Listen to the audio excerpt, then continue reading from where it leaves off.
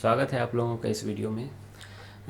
एक basic question है incline plane पे, लेकिन वही न्यूटन का सेकंड लॉ ही लगेगा, है ना। वो F equal to mass into acceleration. बस यहाँ पे आपको फोर्स की कंपोनेंट अच्छे से, है ना, यूज करनी है। तो शुरू शुरू में 11th क्लास में बच्चों को दिक्कत होती है ना। तो मैं सिखाता हूँ ये चीज़, ध्यान से देखिएगा। अच्छा, पहले तो देखिए इंक्लाइन प्लेन की एंगल नहीं दी गई है। अच्छा, पूछा क्या गया, एक्सीलरेशन पूछा गया, वो तो दिख ही रहा है। अच्छा, बहुत बच्चे बोलेंगे सर ये 1 kg है, 1 kg है ना, तो ये तो मूव ही नहीं करेगा, दोनों सेम मास है। लेकिन ऐसा नहीं है ना। पुलिंग फोर्स जो है यहाँ पर डायरेक्टली mg इन्वॉल्व नहीं है, mg का एक कंपोनेंट इन्वॉल्व है, और वो कंपोनेंट दोनों मास पर अलग अलग लग रही है। ठीक है, तो देखते हैं। सबसे पहले एंगल निकालना पसंद करेंगे हम लोग। तो ये देखिए 3, 4, 5 मीटर है ये। बचपन का फेमस पाइथागोरस ट्रिपलेट याद आ रहा होगा, है ना। तो ये 90 डिग्री है यहाँ पर, है ना, राइट एंगल ट्रायंगल बन गया। अब देखिए आपको सिखाया गया है ना, जैसे आप 11th में आए होगे 37 डिग्री एंड 53 डिग्री। तो ये सर ने बताया गया होगा कि राइट एंगल ट्रायंगल बना लो, ठीक है, और 3, 4, 5 है, ठीक है। तो 3 छोटा है, उसके बगल सामने में 37 डिग्री होता है, और 4 बड़ा है, उसके सामने में बड़ा वाला एंगल ऑब्वियसली 53 डिग्री होगा। तो इसी लॉजिक से मैं यहाँ 53 डिग्री लिख रहा हूँ और यहाँ पर 37 डिग्री लिख रहा हूँ। एक 53 है तो दूसरा ऑब्वियसली 37 डिग्री होगा, ठीक है। हाँ, तो ये हो गया। अब आप देखो 1 kg जो है ये, है ना, ये जो 1 kg है इसके नीचे कितना लग रहा होगा, mg लग रहा होगा, 1 × g, ठीक है। अब देखिए इसका दो कंपोनेंट होगा, एक इस तरफ कंपोनेंट होगा जो कि परपेंडिकुलर टू द प्लेन होगा, और एक अलोंग द इंक्लाइन प्लेन होगा कंपोनेंट, ठीक है। और ये दोनों म्यूचुअली परपेंडिकुलर होंगे। ये डायग्राम अच्छा नहीं दिख रहा है, इसको मैं थोड़ा ठीक कर दे रहा हूँ।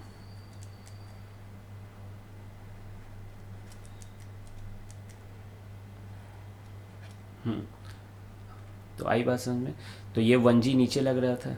अच्छा, ये 53 डिग्री है, तो ये एंगल भी कितना होगा, 53 डिग्री होगा। कैसे, दो लाइन के बीच जो एंगल होती है उनकी परपेंडिकुलर्स के बीच भी वही एंगल होती है। तो इस हॉरिजेंटल लाइन का परपेंडिकुलर ये वर्टिकल लाइन है, और इस इंक्लाइन प्लेन वाले लाइन का परपेंडिकुलर ये वाला लाइन है, तो इनके बीच भी वही एंगल होगी।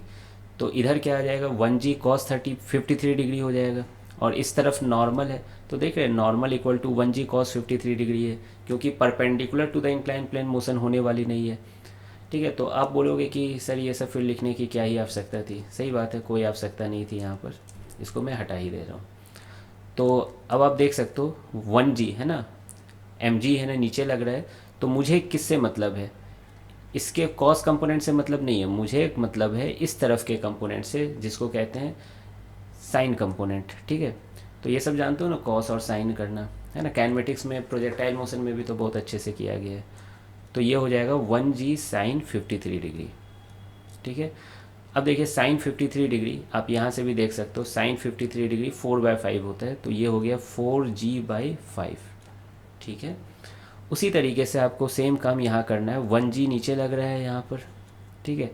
ये एंगल फिर से 37 डिग्री होने वाली है, तो इधर कंपोनेंट क्या हो जाएगी, 1g साइन 37 डिग्री, और साइन 37 डिग्री कितनी होती है, 3/5 होती है, तो ये हो गया 3/5g। तो आप देख सकते हो इधर वाला जो 1 kg है लेफ्ट साइड वाला, वो 4g/5 है, उस कूलिंग फोर्स, है ना, नीचे उसको ढकेलना चाह रहा है, और ये 3/5g से इधर ढकेलना चाह रहा है। तो जीत किसकी होगी, 4g/5 की होगी। तो आप सोच सकते हो कि ये सारा सिस्टम जो होगा इस साइड मूव करेगा, यानी ये वाला लेफ्ट साइड वाला 1 kg नीचे मूव करेगा ए एक्सीलरेशन के साथ, और राइट साइड वाला ऊपर मूव करेगा ए एक्सीलरेशन के साथ। क्या इतना क्लियर है कि नहीं। अच्छा, एक फोर्स टेंशन फोर्स भी तो लगेगी अलोंग द स्ट्रिंग, है ना, और मास के दूर लगेगी, मास से दूर लगेगी, तो ये टी मैंने लगा दिया। अब लेफ़्ट साइड वाले के लिए मैं लिख रहा हूँ, है ना, यहाँ लिख दे रहा हूँ लेफ़्ट साइड वाले के लिए। तो नेट फोर्स इक्वल टू, अब क्या लिखोगे, mass into acceleration. Net force equal to mass into acceleration, लेकिन ये सारा फोर्स और एक्सीलरेशन अलोंग द इंक्लाइन में लगा रहा हूँ, अलोंग द इंक्लाइन प्लेन, ठीक है। तो देखिए एक्सीलरेशन नीचे हो रहा है यहाँ पर लेफ़्ट साइड वाले में, तो मैं नीचे वाला फोर्स को ऑब्वियसली बड़ा मानूंगा या पॉजिटिव मानूंगा। तो 4g/5 minus T equal to mass into acceleration, mass तो 1 है और एक्सीलरेशन a है, तो ये रहा आपका पहला इक्वेशन। ठीक है, ये पहला इक्वेशन हो गया। नेक्स्ट राइट साइड वाले के लिए आप दूसरा इक्वेशन लिखोगे, है ना। राइट साइड में एक्सीलरेशन देख सकते हैं कि ऊपर हो रहा है ना, ऊपर जा रहा है ये, तो ऊपर का फोर्स को मैं बड़ा मानूंगा, लिखूंगा फिर से net force equal to mass into acceleration along the incline. तो क्या लिखूंगा, T minus 3g/5 equal to mass into acceleration यानी 1 इंटू ए। ये रहा आपका दूसरा इक्वेशन।